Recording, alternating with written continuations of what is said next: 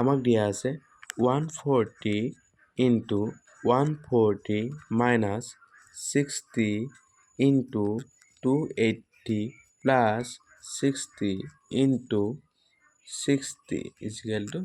আমাক উলিয়াব দিছে আমি যদি এই সংখ্যাকেইটা আমি যদি এতিয়া যদি এই সংখ্যাকেইটা যদি আমি যদি পূৰণ কৰি থাকো পৰীক্ষা হলত আমাক এই টাইমটো লছ হৈ যাব পাৰে তাৰ বাবে আমি এটা শৰ্ট ট্ৰিক ইউজ কৰিব লাগিব শৰ্ট ট্ৰিকটো কোনটো হ'ব আমি যদি 140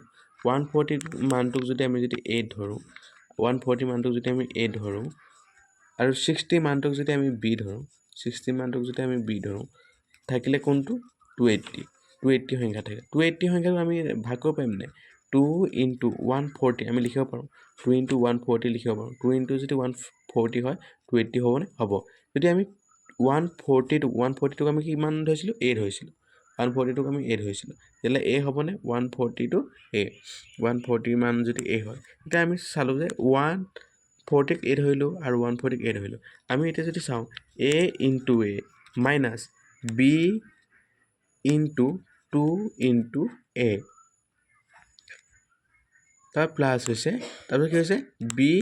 into b হল নাই এটা আমি যদি চাও এটা এটো কি হয় a into a হলে মানে কি হলো a স্কয়াৰ হ'ব minus 2 into b into a এটোক আমি twice ab লিখিব পাৰো twice ab লিখিব plus b into b square লিখিব আমি এটা কথা লক্ষ্য কৰিব লাগিব এটো এটা ফৰ্মুলা ইউজ হৈছে না এটো এটা ফৰ্মুলা হৈছে a স্কয়াৰ minus